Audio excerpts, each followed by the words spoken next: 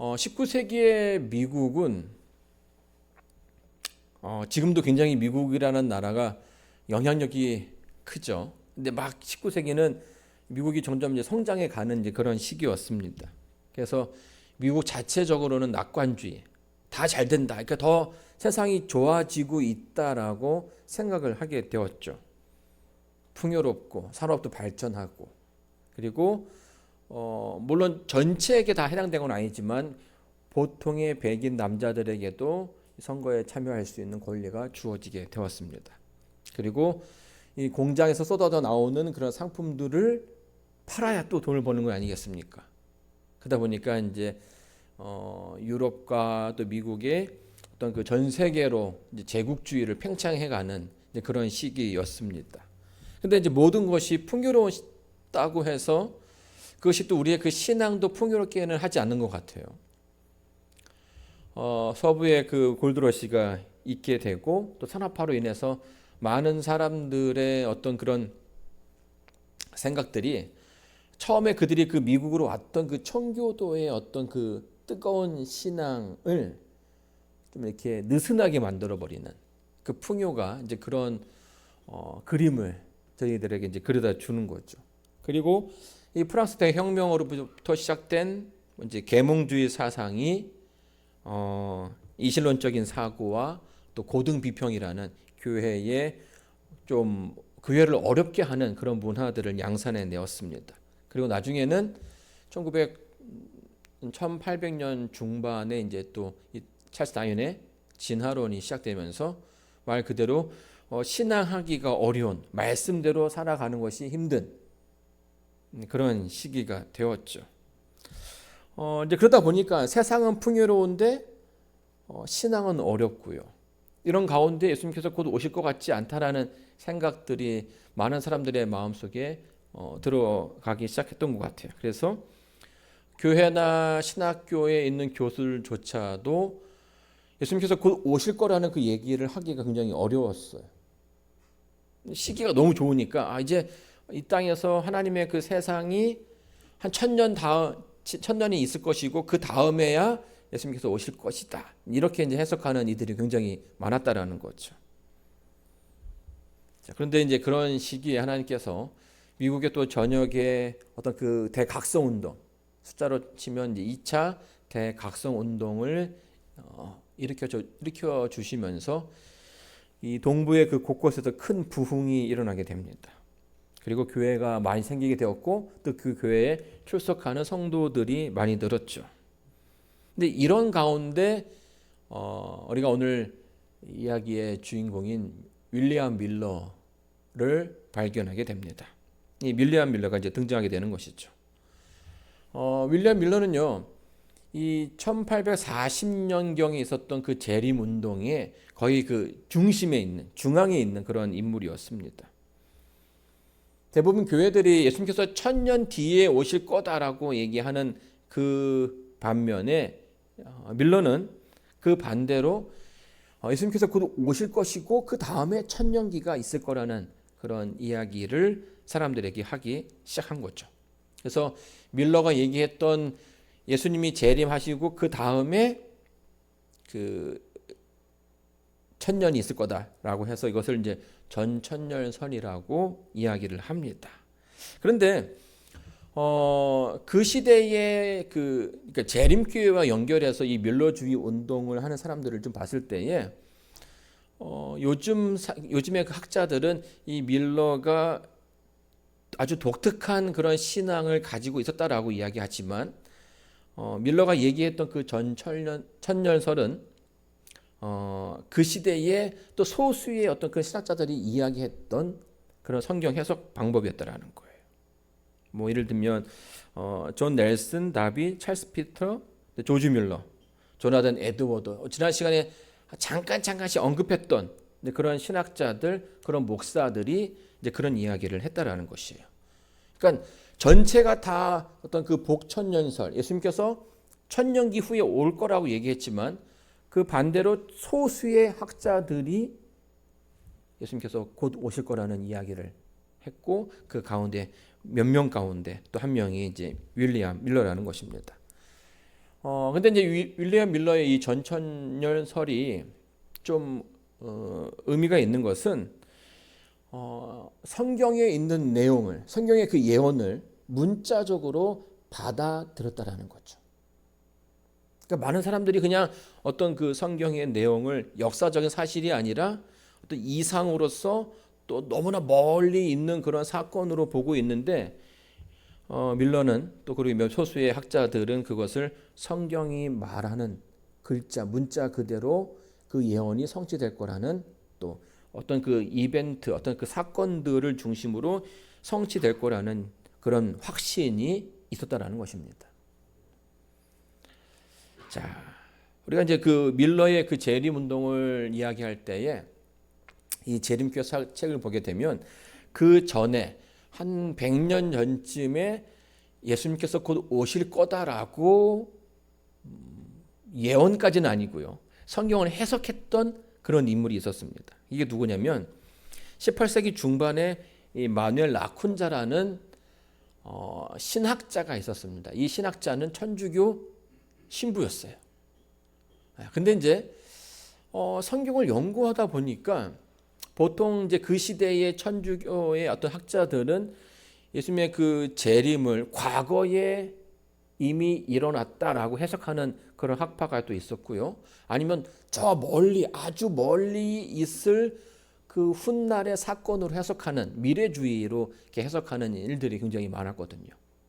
근데 그 가운데서 이 마누엘 라쿤자라는 학자가 성경을 이렇게 기존의 천주교가 보던 그 성경의 방식과는 다른, 예언을 해석하는 방식과는 다른 모습으로 해석하기 시작한 거예요. 물론 이제 그런 해석 방법은 이 사람의 어떤 독특한 방법이 아니라, 뭐 종교개혁 시대에 보게 되면 뭐 마르틴 루터라든지 칼뱅 같은 어떤 그런 학자들도 해석했던 그런 방법인데, 그게 이제 계속 이어져 오게 된 것이죠. 근데 이 학자가요, 그래도 자기가 몸담고 있는 데가 어디입니까? 천주교죠. 그러니까 천주교의 신부로서 이 책을 낼 수가 없는 거예요. 그래가지고 책을 냈는데, 영광과 위엄 속에 오시는 메시아, 그러니까 예수님께서 곧 오실 것이다. 그리고 성경에서 말하는 그 저 그리스도가 누구냐라고 하는 그 답에 대해서 이렇게 책을 썼는데, 그 책의 이름을 자기 이름으로 하지 못했다라는 거예요. 천주교 신부이기 때문에. 그래서 이제 이름을 바꿔가지고 여기 보게 되면 요한 요사파트 벤 에스라 해서 약간 그 유대계의 그런 이름으로 사용해가지고 이 책의 내용을, 이 책을 출판하게 됩니다. 이 라쿤자가 그 예언을 해석하는 그 방법은 이제 오늘날 저희들의 해석하는 그 방법과 거의 비슷합니다. 그래서 이제 다니엘 7장 그리고 계시록에 나와 있는 그 예언들이 역사적인 사건으로 하나씩 이루어진다라고 해석을 한 거죠. 예를 들면 그 짐승의 개념이, 성경에 등장하는 그 짐승이 어떤 세력인지, 역사적으로 어떠한 특징을 가지고 있는지, 어떤 모습을 가지고 있는지를 해석을 했다라는 거예요. 근데 그게 이제 마르틴 루터라든지 존 칼빈, 뭐 존 낙스, 이렇게 이런 성경의 그 종교 개혁의 어떤 그 선구자들이 했던 그런 방식으로 해석을 하게 된 거죠. 그러니까 천주교인이었지만 천주교스럽지 않게끔 성경을 해석을 했습니다. 아마 이제 이런 그 세대, 그러니까 시간적인 흐름을 바탕으로 성경을 해석하는 소수의 무리들이 계속 이어져 오게 된 거죠. 그리고 그 다음에가 바로 이제 밀러와 그 시대의 그 재림 운동의 그 가운데 있던 학자들, 또 목사들이 이런 방법을 사용해서 성경을 이해하기 시작한 것입니다. 밀러는요 1782년에 태어났습니다. 지금은 이제 뉴욕 그 매사추세츠에서 태어났고요. 아버지는 그 독립운동에 참전한 장교 출신이었고, 어머니는 침례교회 목사의 딸이었습니다. 먼저 그러다 보니까 자연스럽게 어떤 기독교적인 그 문화 가운데 있게 되었죠. 그런데 그 시대가 막 이렇게 풍요로운 그런 시대가 아니었기 때문에 이렇게 책을 공부할 수 있는 그런 환경이 좋지는 않았습니다. 그래서 뭐 두 분 다 어떤 그런 사회의 어떤 엘리트 그런 계층이었지만 공부하는 게 쉽지는 않았죠. 책이 많지는 않으니까요. 그래서 그 집에 있는 그 책이 성경책, 찬송가 그리고 어떤 그 시편 몇 집이었어요. 이제 그걸로 가지고 계속 이 윌리엄 뮬러가 공부를 하게 됩니다. 그러면서 이제 14세가 되면서 점점 어떤 그 학문적인 영향이 더 크게 됐고요. 그 이후부터는 뭐 도서관에 이렇게 왔다 갔다 하면서 많이 배웠다라고 이야기를 해주고 있습니다. 근데 윌리엄 뮬러는 이 글 쓰는 데 재주가 굉장히 했던 것 같아요. 그래서 그 어린 시절 이후로는 친구들에게 굉장히 인기가 많은 사람이었습니다. 어떤 걸로 인기가 많았냐면 이 글을 너무 잘 쓰니까 그 친구들이 그 연애 편지를 쓸 때 이 사람한테 와서 자꾸 대피를 해달라고 하는 거죠. 그래서 이제 문장가기 때문에 어떤 그 여심을 녹일 수 있는 그런 표현들을 통해서 연애를 많이 도와줬던 것 같아요. 그렇게 이제 글 쓰는 재주가 뛰어났고요. 청년이 돼서는 특별히 그 밀러는 이제 애국심이 강한 그런 사람이어서 애국적인 시와 어떤 그 산문을 통해서 지역에서 이제 인정받는 그런 사람으로 성장해 가게 됩니다.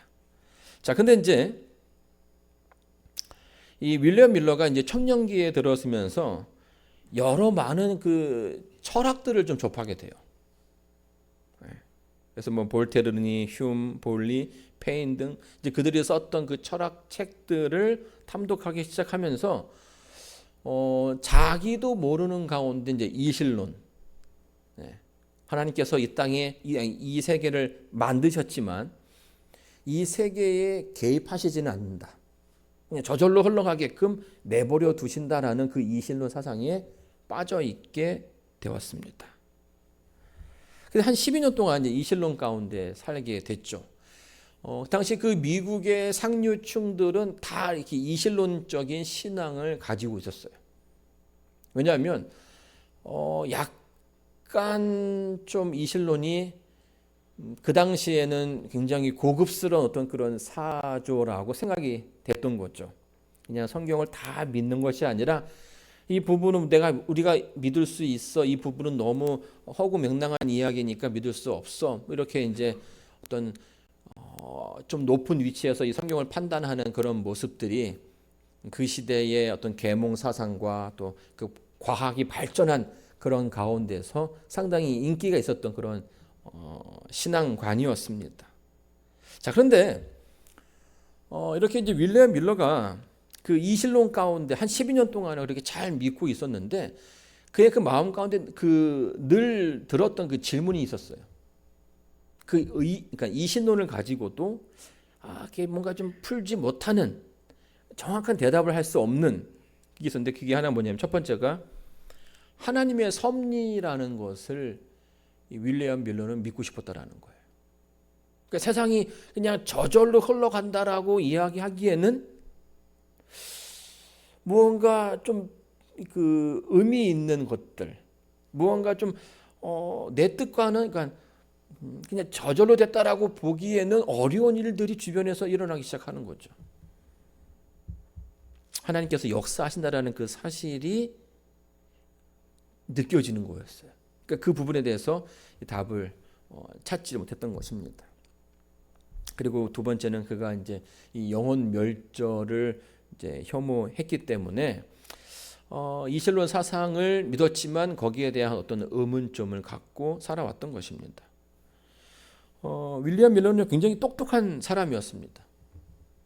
똑똑하고 글도 잘 쓰고 사람들로부터 이렇게 칭송받는, 그러다 보니까 그 지역의 경찰도 하고 보안관도 하고 또 치안 판사까지도 역임하게 되었죠. 자연스럽게 그 사회의 상류층과도 어울리게 되었고 또 그들이 갖고 있는 그 이실론적인 그 사상을 서로 이렇게 교류하는 그러한 인물이었습니다. 자, 그런데 뭐 좀 더 깊게 들어가면 들어갈수록 어떤 그 하나님의 섭리에 대한 의구심을 계속 갖게 된 거죠. 자, 그러다가 이 윌리엄 밀러가 이제 전쟁에 참여하게 됩니다. 18세기 후반과 19세기 초반에 미국에 굉장히 많은 전쟁들이 좀 있었죠. 특별히 그 시대가 뭐 영국, 프랑스, 뭐 여러 나라들의 어떤 그런 식민지였다가 독립하는 그런 전쟁이 있었기도 했고요. 또 미국 자체 내에서도 영토를 확장하기 위해서 계속해서 전쟁이 있어 왔습니다. 윌리엄 밀러는 중위로 인간해서 나중에는 대령까지 승진을 합니다. 아마 뭐 똑똑한 사람이니까 뭐 쉽게 승진을 했던 것 같아요. 그러다가 1814년에 여기 보게 되면 이제 플래츠버그 전투, 그 영국의 15,000명의 이 군사들과 전쟁을 했던 이제 그런 전쟁이 있는데, 이 전쟁이 윌리엄 밀러에게는 굉장히 큰 충격, 그러니까 큰 깨달음을 주는 그런 시간이었습니다. 결국 이 전쟁의 그 승패로 말미암아 전쟁이 이제 마무리되는 그런 전쟁이었거든요. 근데 이 가운데서 그가 믿었던 그 이실론을 버리고 하나님께서 역사한다라는 그 확신을 갖게 됩니다. 근데 왜냐하면 이 이제 군 생활을 하면서 사실은 이 전쟁터에 있다라는 것 자체가 하루 앞날을 이렇게 내다보기가 힘든 그런 상황 아니겠습니까? 그런데 그 가운데 자기가 살아남았다라는 거예요. 때로는 뭐 이 마차에서 떨어져서 죽을 뻔하기도 하고, 뭐 열병에 걸려서 힘든 그런 고비도 넘겼지만 살아남은 거예요. 또 전쟁 가운데서 이 적의 그 포탄이 자기 바로 1m 앞에 떨어져 가지고 자기 옆에 있는 뭐 이렇게 사람들은 다 이렇게 파편에 맞아 가지고 뭐 죽고 다치고 했는데 자기는 아무런 상해를 입지 않은 거예요. 어떻게 이럴 수 있지? 라는 그런 그 개인의 경험이 하나님의 어떤 그런 역사, 하나님께서 나의 그 삶 가운데서 나를 지키고 계신다라는 어떤 확증을 하게 되는 것이죠. 여러분들도 이제 우리가 그런 경험 있잖아요. 인생을 살아가면서 정말 내 경험이나 내 지식으로 이해가 안 되는 일들이 종종 우리 삶 속에 일어난다는 거예요. 하나님께서 나를 도우시나 보다.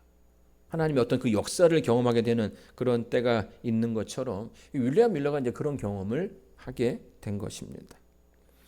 더군다나 이 전투는요, 이 숫자로 보게 되면 미국이 질 수밖에 없는 그런 전쟁이었어요. 뭐 지금이야 뭐 어떤 뭐 무기가 중요하죠. 첨단 장비를 통해서 전쟁하기 때문에 어떤 사람의 하는 일보다는 좋은 무기가 더 큰 역할을 하는 그런 시대입니다. 근데 이 시대만 하더라도요, 왜 그 총을 쏴더라도 그 일렬로 쫙 이렇게 해서, 왜냐면 이 총 자체가 잘 안 맞아요. 네. 그러니까 이제 확률을 높이기 위해선 많은 사람들이 한꺼번에 쏴야 그 확률이 높아지는 거죠. 그러니까 숫자가 중요한 거예요. 적군이 얼마고 우리가 얼마면 우리가 이길 수 있는 확률, 이제 그 숫자에 따라서 이길 확률이 달라지는 그런 시대였습니다. 근데 그 당시 그 미국의 병력은요, 정규군이 1,500이었어요. 그리고 이제 신규로 이렇게 들어온 신병들이 4,000명. 여러분, 이 전쟁 가운데서 신병들이 무슨 일을 할 수 있겠습니까? 그렇죠? 합쳐서 5,500명이고요. 당시에 그 영국의 군대들은 이 나폴레옹과 전쟁을 해서 이겼던 15,000명의 병사들이 이 전쟁에 참여하게 된 거예요. 아무런 경험이 없는 군인이 아니라 이미 수차례의 경험을 통해서 잘 훈련된 그런 병사였다라는 겁니다. 그래서 전쟁을 시작할 때에는 이 미국인들은 와, 우리는 이제 졌구나, 끝났구나라는 어떤 그런 생각을 했는데, 그들의 어떤 그런 예측과는 정반대의 결과가 이르게 된 것이고요. 이 전쟁의 승패에 따라 성공에 따라서 영국은 미국에서 이렇게 이제 손을 놓는 그런 결과를 가져오게 되는 거예요. 근데 이제 군인으로서 그 전쟁의 그 최전방에서 이러한 것들을 직접 목격한 거죠. 경험한 거예요. 이게 어떻게 이런 일이 일어날 수 있을까라고 생각하면서 그동안 자신이 믿어왔던 그 이실론적인 사상을 버리게 된 겁니다. 하나님께서 역사하시지 않는다. 이거는 말이 안 된다. 그래서 다시금 하나님을 믿기로 결심하고 이제 그런 마음을 갖고서 이제 제대를 하게 되는 거죠.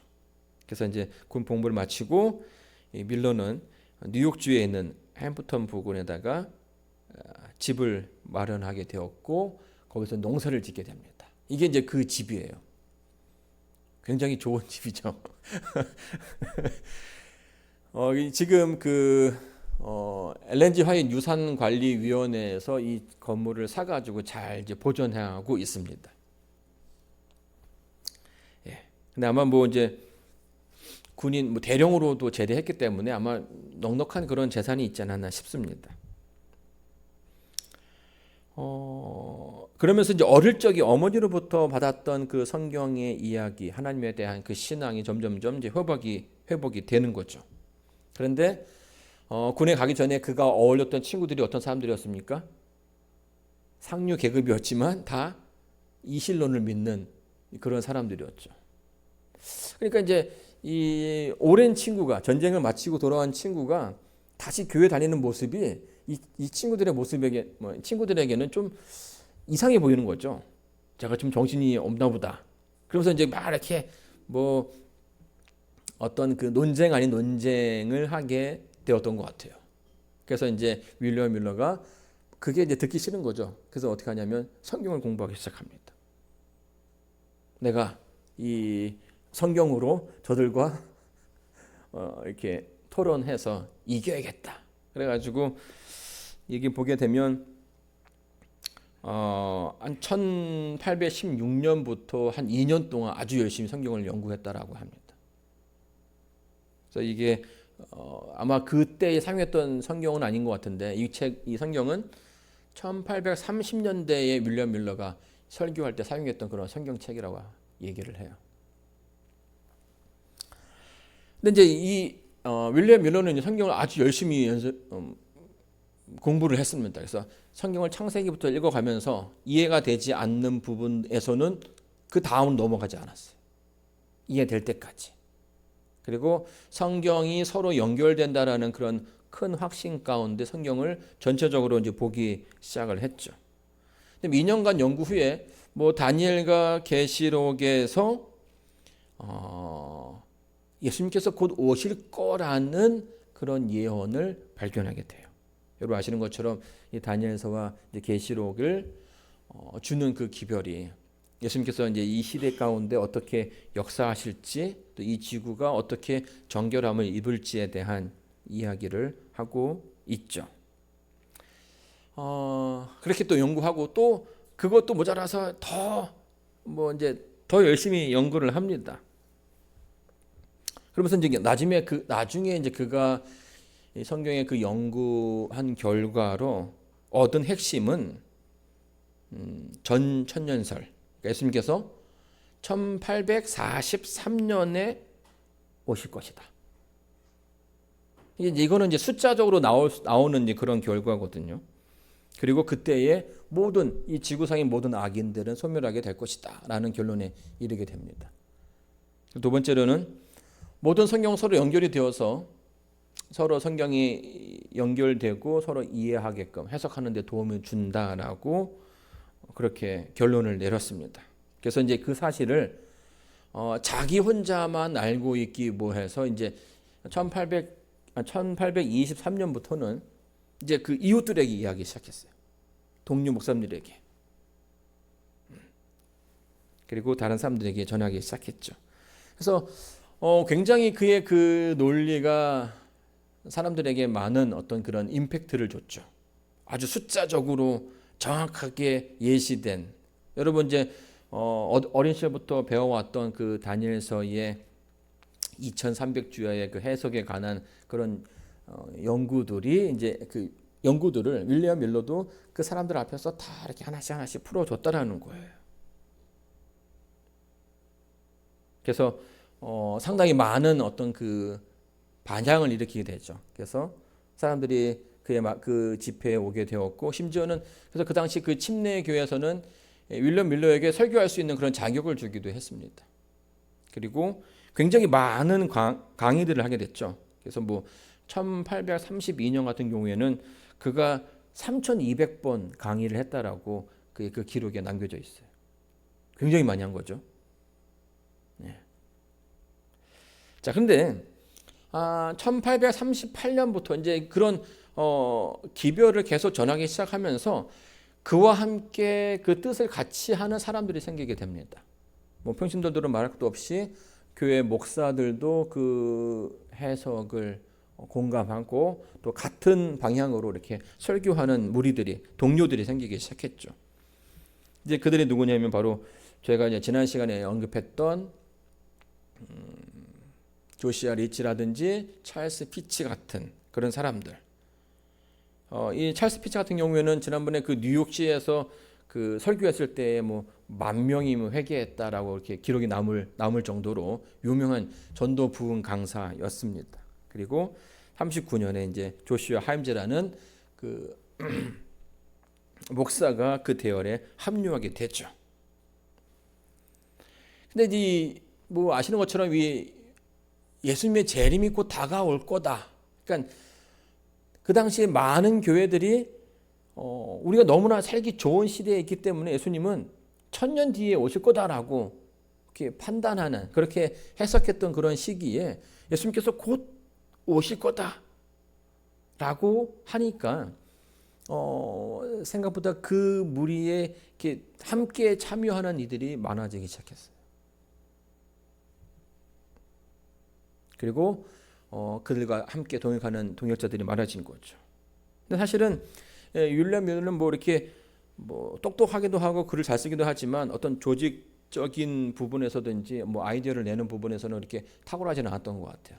오히려 그 함께했던 동료들이 이제 그런 역할들을 많이 해주는데 그 중에 한 명이 이제 조슈아 하임즈라는 사람인데요. 이 사람은 좀 이제 아주 남달랐습니다. 그래서 그가 하는 내용들을 책으로 매거진을 만들기 시작했죠. 그래서 여기 보게 되면 Signs of Times라는 그런 뭐 월간지라고 해야 되나 이렇게 신문을 내서 매번 이렇게 프린트를 했고요. 또 이게 나중에는 그 어드벤트 헤럴드라는 그런 책자로 또 바뀌게 됩니다. 근데 이제 이런 이제 그 운동을 일으킬 때, 운동을 할 때에는 뭔가 사람들의 어떤 그 관심을 확 끄는 그런 게 필요하지 않습니까? 근데 하나님께서도 사람들을 교회로 불러 모실 때는 여러 가지 많은 방법들을 사용하시는 것 같아요. 그렇죠? 우리가 생각하지 못했던 그런 방법들. 사람을 사용하기도 하고요. 또 이제 공인들의 어떤 그런 공인들을 사용하셔서 교회를 또 이제 부흥시키는 데 도움이 되기도 합니다. 우리 교회 같은 경우에는 예전에는 그 이상구 박사를 통해서 이 복음이 더 이제 확장되어지는 그런 경험들을 우리가 하기도 했고요. 사실 뭐 저는 이제 그런 기억은 없지만 제가 이제 어릴 적에 들어본 이야기를 이렇게 생각해 보면 예전에는 사경회를 해도 막 한 달씩 했다라고 하는 그런 이야기들을 하시더라고요. 그리고 뭐 사경회를 가도 새벽 기도부터 시작해서 새벽 기도, 아침 말씀, 점심 말씀, 저녁 말씀 또 뭐 한 달씩 이렇게 하면서 어떻게 한 달씩을 다 했을까라는 생각이 들 정도로. 근데 이제 그게 지금도 가능할까요?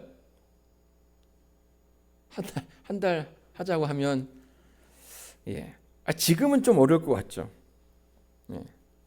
근데 이제 그때 그 제가 어린 시절 더 그 이전의 시기에 뭐 이렇게 일주일 내내 하니까 새벽부터 저녁까지 아니면 또 그 더 넘어서는 뭐 한 달, 2주일씩 그게 가능했던 것은 사실은 그 당시에 교회에는 어떤 문화가 있었기 때문이라고 생각하거든요.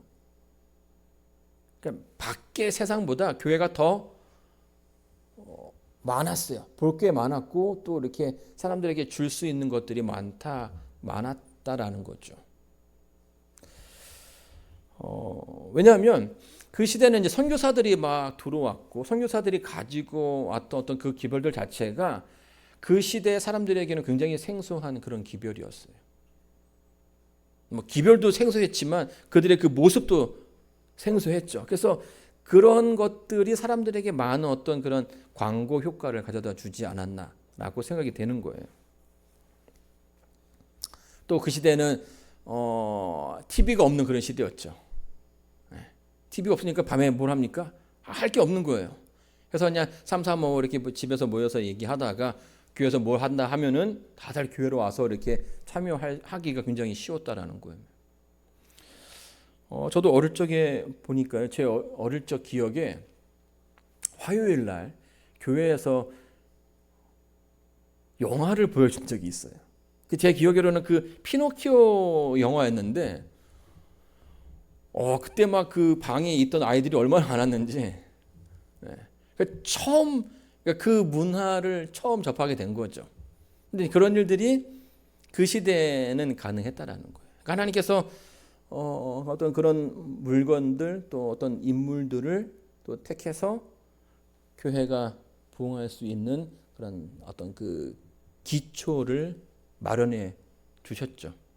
또 한때 한국에서는 밀가루 교회에서 이 밀가루를 이제 배급해 주면서 많은 사람들이 교회에 오는 그런 일들이 있었다라는 겁니다.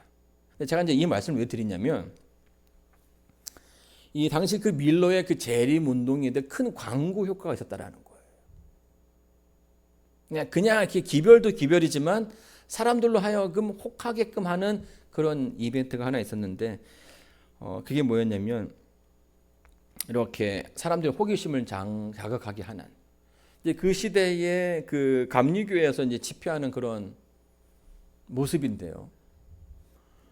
아주 간단합니다. 그 무대가 주어지고 그 전체로 둘러선 텐트들이 치게 되는 거죠. 그래서 모여서 말씀을 듣는 거예요. 아주 열정적인 그런 신앙의 모습이라고 생각합니다. 굉장히 불편했을 것 같은데 아주 열심히 듣는 그런 모습이죠. 근데 이때의 그 밀러 운동에 사용했던 그 텐트가요, 굉장히 큰 텐트가 있었습니다. 세상에서 가장 큰 텐트. 이 텐트 안에 몇 명이 들어갔을까요? 예? 장님 대단하십니다. 저는 이때 이 텐트 안에 들어갈 수 있는 인원이 4,000명이라고 하더라고요. 4,000명이 들어갈 수 있는 텐트라고 하니까 사람들이 다 그거 한번 보겠다고 또 이렇게 모여드는 일들도 있었다는 거예요. 근데 이게 그게 가능할까 싶었는데요. 저희 중가주에서 하는 그 텐트도 그 캠핑도 보게 되면 스페니시 같은 경우에는 텐트를 치는데 그 안에 어마어마하게 많은 사람들이 들어가더라는 거예요. 정말 많은 사람들이 이 집회에 모여들었고 그 집회를 통해서 윌리엄 밀러가 전했던 예수님께서 재림한다라는 그 기별을 듣게 되었다라는 거죠. 그래서 이제 그 기별 가운데 그러니까 그 기별을 듣는 사람들의 그 모습, 그러니까 그들이 집회가 막 그냥 뭐 한 2, 3일 끝나는 것이 아니라 뭐 일주일씩 열흘씩 이렇게 이어졌거든요. 근데 한 목사가 그 부분에 대한 그 일기를 이렇게 썼습니다. 오늘 오후 다니엘서 8장에 나오는 2300주에 대한 밀러 씨의 설명을 들었다라는 거죠. 그 다음 날입니다. 오늘 저녁 밀러의 강의에 참석함. 약 2,000명 정도로 가는될 만큼 많은 사람들이 모임.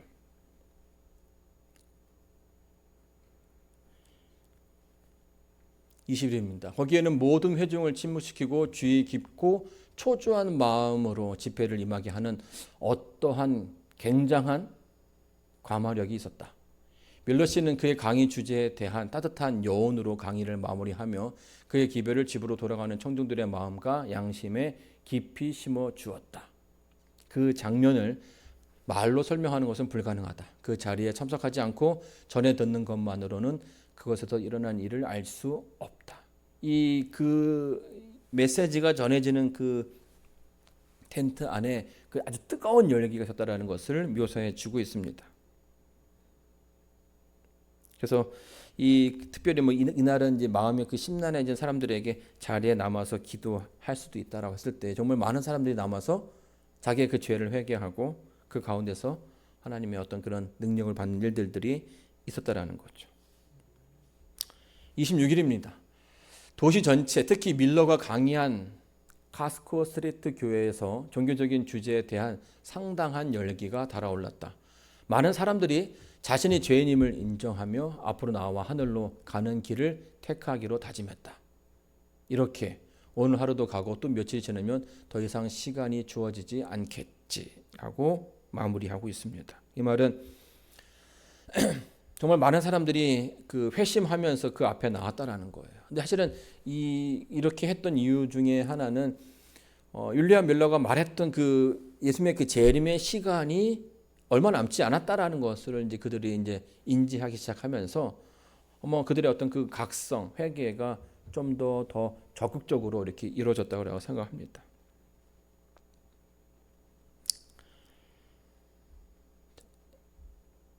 이 가르침은 사람들의 생각을 깨우쳐 주었다. 그리고 그들은 지금까지 한 번도 구원과 죽음과 세상의 종말에 대해 생각해 보지 않은 것처럼 그들이 무엇을 하여야 구원을 얻을 수 있는지에 대해 질문하였다.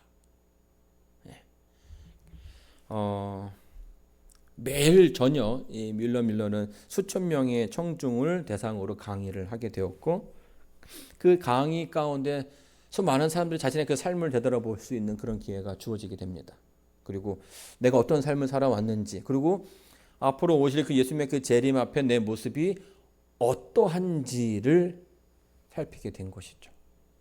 그래서 그 가운데서 회개하는 이들이 생기게 되었고, 또 뭐 성도들뿐만 아니라 이 목회자들도 굉장히 많은 사람들이 그 가운데 참여하게 됩니다. 그래서 여기에 그 참여한 목사들을 보게 되면 감리교회가 있고요, 침례교회, 또 뭐 크리스찬 커넥션이라고 해서 어떤 그 단체는 있지 않지만 성경의 말씀대로 살고자 하는 그런 무리들이 있었거든요. 그래서 그런 사람들도 거기도 들어오게 되었고, 개교회 중심으로 또 회중교회 이런 목사들도 많이 참석하게 됩니다. 근데 이런 흐름이 이렇게 지속되는 가운데 모두가 다 이 재림 운동을 찬성했던 것은 아니에요. 그래서 이제 시간이 점점 뒤로 가면 갈수록 기존에 있던 교회에서 이 재림 운동에 참여하는 사람들을 제적시키기 시작했어요. 왜냐하면 예배를 드려야 되는데 다 어디로 가는 거예요? 다 그 텐트로 가서 막 수천 명씩 예배를 드리니까 교회에 사람들이 오는 사람들이 많지 않은 거예요. 그래서 거기에 참석하는 사람들, 또 거기서 설교하는 목사들을 교단 차원에서 또 교회 차원에서 이렇게 접촉하는 일들이 있게 됩니다. 이게 참 신기한 것은 서로 다른 교파, 좀 다른 것들을 믿는 사람들이 모인, 그렇죠? 뭐 목사만 해도 벌써 이 교파가 여러 개 있지 않습니까? 그런데 요즘 같으면 어떨까요? 서로 막 이렇게 얘기하다가 너랑 나랑은 틀리네. 나는 예수님의 뭐 예정론을 믿는데 너는 왜 그걸 믿지 않아? 사람은 죽으면 끝인데 왜 너는 영혼이 있다라고 얘기해? 뭐 이런 식으로 해가지고 그 다름에 대해서 이렇게 정죄하기가 쉽지 않습니까? 요즘 뭐 이렇게 한국 그 개신교계를 보게 되면 서로 이단이라고 얘기해요. 이단이 갑자기 많아졌어요. 네, 그래서 그 자체 내에서도 뭐 대학도 막 이렇게 그 장로 교회 자체도 파가 분리되고, 또 그 분리된 상태에서 또 분리되고, 또 이쪽이 저쪽을 이단이라 얘기하고 또 이쪽이 저쪽을 이단이라고 얘기하는 이런 일들이 아주 그냥 다반사인 그런 시대인데 이때 그 재림 운동 가운데는 그렇지 않았다라는 거예요. 믿는 바가 좀 다르긴 한데 그들이 그 가운데서 분쟁하거나 서로를 뭐 정죄하거나 하는 일이 없었다라는 거죠. 그 이유가 뭘까요? 네, 그 더 큰 주제가 그들에게 놓여 있다라는 거예요. 예수님께서 곧 오실 것이다. 그래서 그런 공통적인 그 주제 가운데 자기의 어떤 그런 모습을 드러내기가 쉽지 않았다라는 거죠. 오히려 그냥 어떤 말씀 가운데 하나님의 그 뜻대로 살기로 결심하는 그런 모습들이 그들에게는 훨씬 더 강하게 남겨져 있었습니다. 자, 그러면 윌리엄 밀러가 말했던 예수님께서 오시는 그 시기는 언제였습니까? 1843년이었죠. 당시에 그 예수님의 그 재림에 대한 그 어떤 그 주장을 보게 되면 1843년과 1847년 이 두 연도가 좀 많이 등장하는 것을 좀 보게 돼요. 근데 이제 특별히 1840년 되면서부터 이제는 미국 그 동북부 쪽으로는 이 재림 운동이 아주 뜨거웠습니다. 얼마 남지 않은 거예요, 이제. 그죠? 그들이 생각했던 날짜가 뭐 한 3년, 4년 남은 거죠. 이렇게 재림 운동이 뜨거워질 수밖에 없는 것이 어떤 그 자연적인 현상 자체가 사람들로 하여금 뭔가 마지막이 아닌가라는 생각을 하게 만들었다라는 거예요. 예를 들면 1750여 년 리스본에서 일어났던 그 대지진은 여러분 아시는 것처럼 이 11월 1일은 만성절이라고 해서 천주교에서 그 성인들을 추모하는 그런 날짜입니다.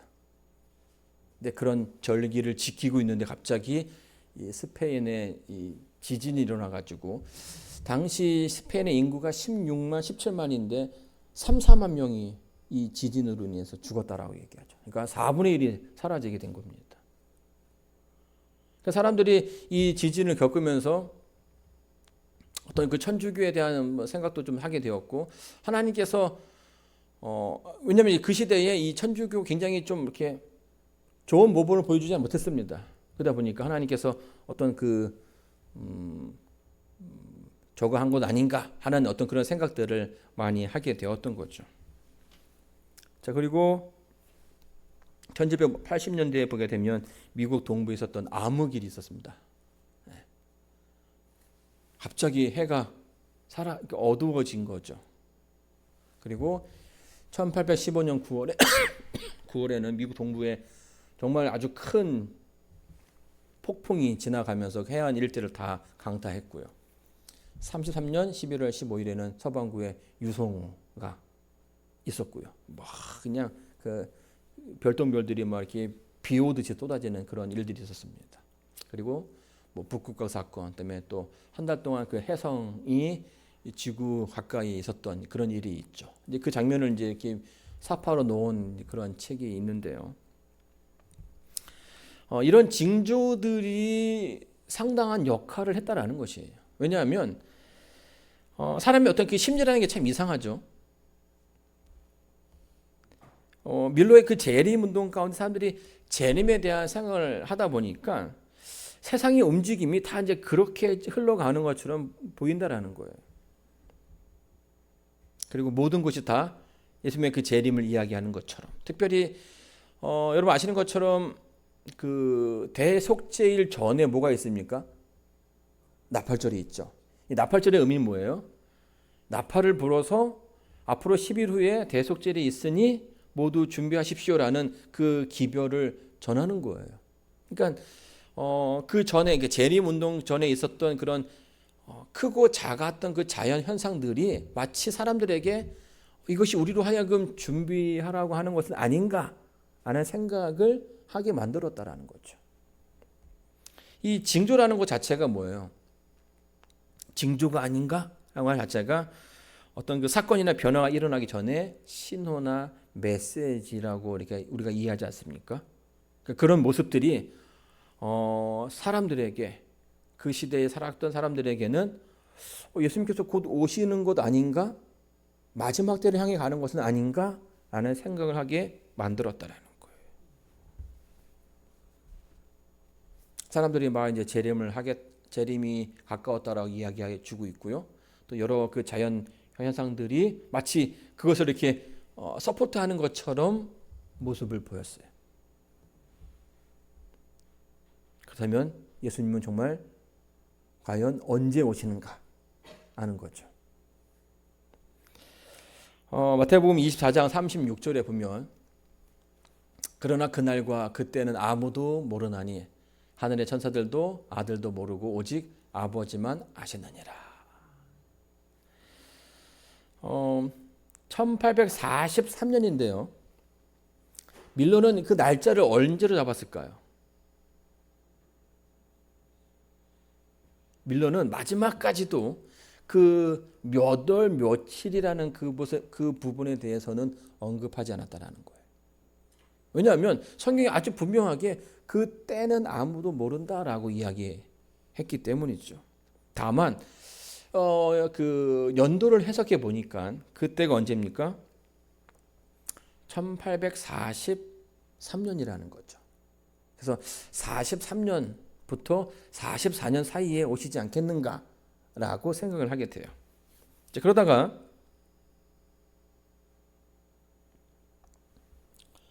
이 유대력이라는 보통 이제 우리가 쓰고 있는 그 서력이죠.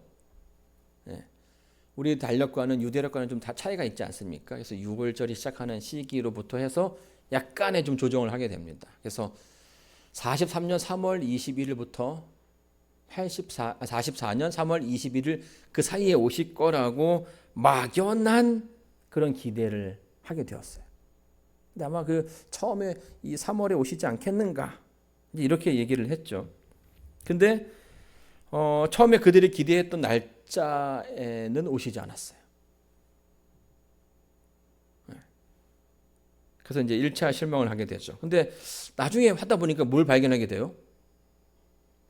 이 1843년이 아니라 44년이라는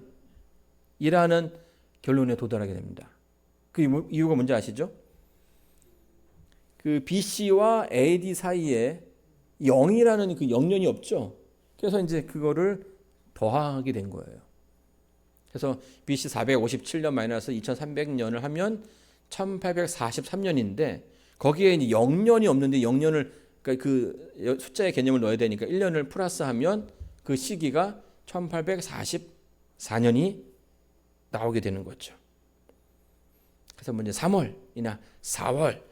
그래서 1844년 이 봄에 그들이 예수님께서 오실 거라는 목소리를 크게 해서 집도 팔고 땅도 팔고 해서 막 이제 다들 다 이렇게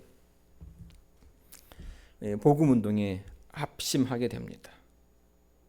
그런데 이제 그때도 오시지 않았죠. 그래서 이 밀러 운동이 약간 주춤하는 그런 가운데 있었습니다. 왜냐하면 이미 여러분의 어떤 그런 실패들을 경험했기 때문이죠. 근데 7월 운동이라고 해서 이제 8월 달쯤 다시 그들이 모여서 집회를 하는데 그때 어떤 개념이 등장하냐면 대속죄일 개념이 등장하게 돼요.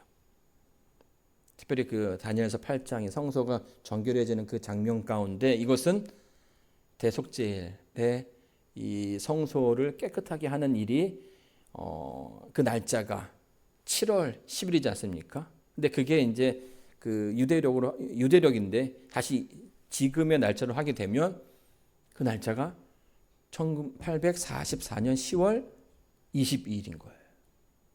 근데 이게 성경을 아시는 분들, 그 대속죄의 개념을 아시는 분들이라면 정말 이게 딱 맞는 뭐 더 이상의 어떤 그 설명 필요 없는 그런 해석인 거죠. 여기에다가 이제 사람들 그 재림 운동에 참여했던 사람들이 저거 하죠. 올인하죠. 올인. 정말 모든 걸. 그래서 농사도 짓지 않고 막 이렇게 했던. 그래서 어떤 사람들은 막 이렇게 우스갯소리로 그들이 계속 집에서 흰 옷을 입어서 입고 가려고 이렇게 뭐 그런 거 한다 이렇게 비웃기도 하고 이제 그런 일들이 있었는데요. 결국 그날에도 예수님께서는 오시지 않으셨어요. 그리고 밀러가요. 그 다음 45년 봄도 기다렸습니다. 그러니까 1844년 10월 22일 이후로 이 재림 운동에 참여했던 무리들이 이제 좀 서로 다른 모습을 좀 보이기 시작합니다. 어떤 사람들은 날짜가 잘못되었다라고 해서 날짜를 계속 수정하는 무리가 있는 반면에 어떤 사람은 그 날짜는 맞다. 그러나 우리가 그 사건, 그날에 일어난 그 사건을 잘못 해석했다라고 해서 또 다르게 흘러간 부류가 있죠.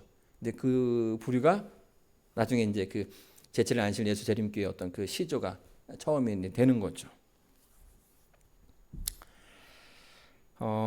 그래서 이 봄까지 하고선 그때 이후로 이제 밀러가 굉장히 어떤 그 행동의 제약을 받게 됩니다. 왜냐하면 이미 오랜 시간 동안 기다려왔던 그 재림 운동이 너무나 확실하게 어떤 그 실패로 끝났기 때문에 몸에도 큰 어떤 그 병을 얻게 됩니다. 좀 이렇게 건강이 악화되고요. 또 밀러와 그 추종자들이 교회에서 환영받지 못하는 거예요. 그래가지고 1848년에 자기의 그 집 옆에다가 자그마한 교회를 하나 만들려고 이제 계획을 했는데 아마 이제 끝까지 만들어지지 못했던 것 같아요. 근데 지금은 온전한 그 교회로 그 옆에 이제 세워져 있고요. 49년에 그 밀러가 이제 죽게 됩니다. 근데 그 마지막 죽기 그 전에 그 동료들에게 뭐라고 얘기하냐면 그들에게 우리가 옳았다고 말해라. 주가 오시는 날이 가까웠다. 하지만 그들은 인내를 가지고 그분을 기다려야 할 것이다. 그래서 그가 주어진 그 기별 가운데 마지막까지도 예수님의 그 재림을 기다리는 그런 모습으로 그가 살았다라는 거예요. 왜냐하면 사실 그때의 그 충격으로 그 재림 신앙을 떠나보는 사람들이 굉장히 많이 있거든요. 근데 끝까지 그 재림 신앙 가운데 뭐 어떤 그 제가 뭐 좀 자료를 보다 보니까 나중에 그 재림 교단의 어떤 그 초창기 멤버들과 얘기할 때에 그 사건을 다르게 해석하는 그런 부분에 또 이렇게 공감했다, 동의했다라는 그런 어떤 그 자료도 좀 찾아볼 수가 있었습니다. 오늘 이 시간에 그 윌리엄 밀러를 통해서 한 사람의 어떤 그 인생을 통해서 하나님께서 어떻게 역사하시는지에 대해서 보게 되었습니다. 윌리엄 밀러가 비록 하나님을 떠나서 살았던 그런 인물이었지만 하나님께서 끊임없이 그 사람에게 당신의 그 모습을 보여주셨죠. 그 흔적들을 통해서 윌리엄 밀러가 하나님을 발견할 수 있게끔 해주셨다는 거예요. 하나님께서 역사하시는구나. 내 곁에 계시는구나. 나를 지키시는구나.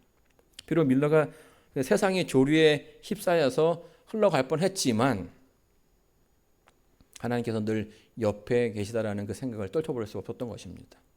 그 말은 그의 삶 속에 하나님께서 함께 하셨다는 것이고 그것은 우리의 그 삶 속에서도 충분히 발견할 수 있는 하나님의 모습이라는 거죠.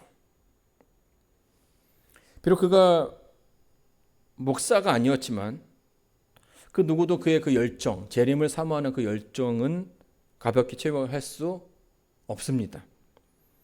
비록 그가 예수님의 그 재림이 역사적인 진실이 되지는 못했지만 그가 인생에서 발견했던 예수님은 진리였죠.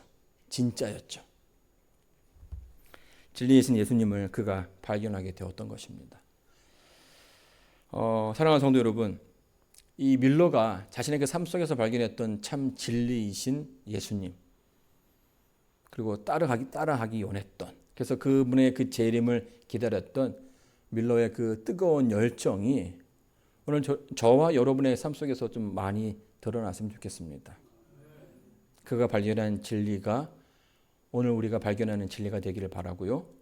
그의 그 삶 속에서 발견했던 예수님이 오늘 우리의 삶 속에서도 여전히 계시다라는 것을 믿고 또 따르시길 바라면서 오늘 말씀을 마치도록 하겠습니다.